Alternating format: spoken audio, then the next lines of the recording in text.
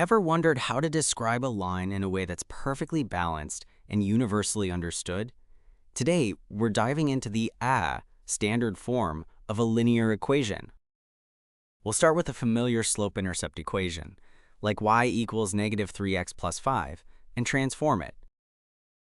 Our goal is to get all the variable terms, like x and y, on the left side of the equal sign and the constant term on the right.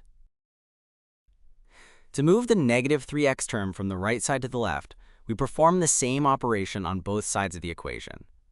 We'll add 3x to both sides. This brings the negative 3x term over, and on the right side, 5 plus 3x becomes 3x plus 5. Now we have 3x plus y equals 5. But is this truly in standard form? Let's check our rules.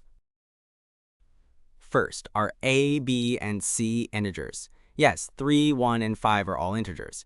Second, is a positive? Yes, 3 is positive. And there you have it. Our equation is now in standard form.